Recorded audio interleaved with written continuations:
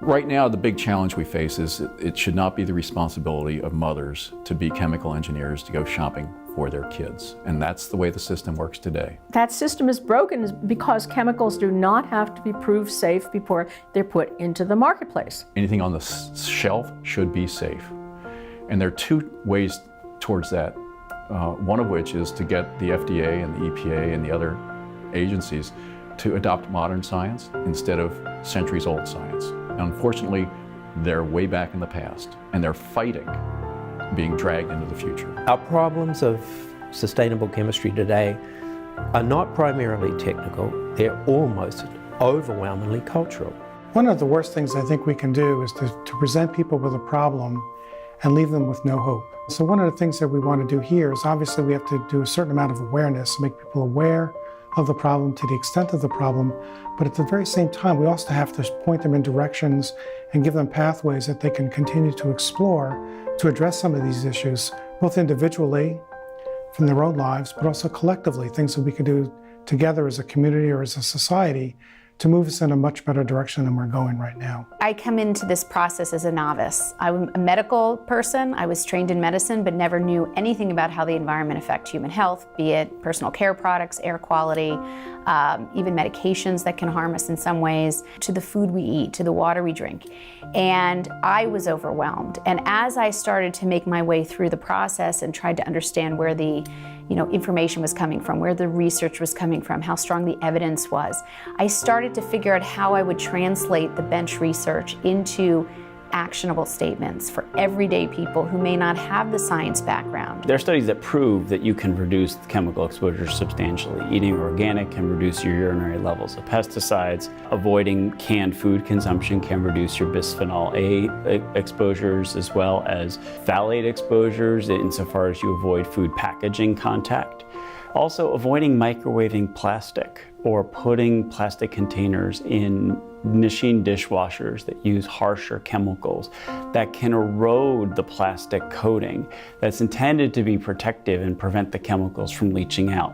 I think anytime you can buy something that's not a food item, that's not wrapped in a package, is going to be your safer choice than something that is going to be wrapped in plastic or found in cardboard.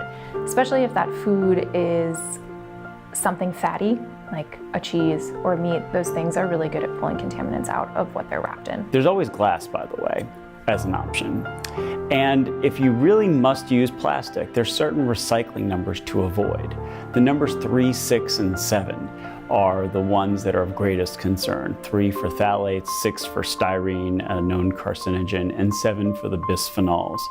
BPA-free is good, it's a good movement, but it does not guarantee that other replacement bisphenols, which may be equally problematic, are not being used instead. Use your Dirty Dozen guide and your Clean 15 guide to pick the produce that you want to buy, organic or not organic. Of course, buying organic is going to reduce pesticide contamination in general, but we understand that you can't always buy everything organic, so there are tips out there to tell you which ones are the most important. I think the key word is information and education.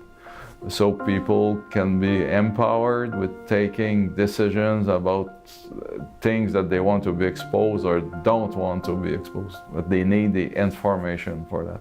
Yes, there are many plastics that have the unfortunate consequence of activating or inhibiting action of parts of the endocrine system.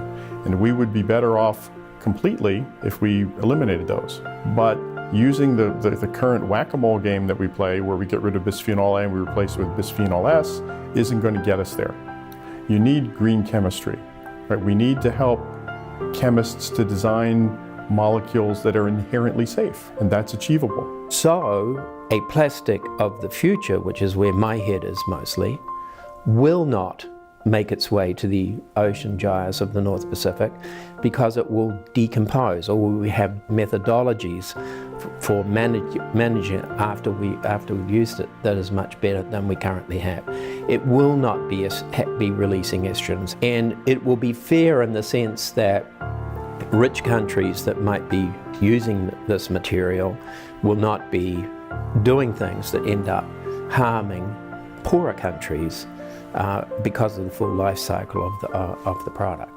The kinds of interventions that we're talking about don't cost society.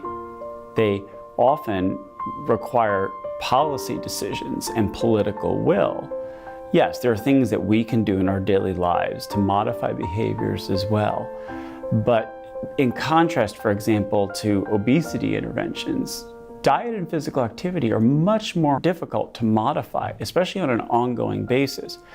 Whereas you can regulate chemicals that are potential obesogens and have potential large economic gains without the kind of human investment and hard work that it typically is needed to execute these kinds of interventions with success. Taking our civilization towards sustainability is a very complex task.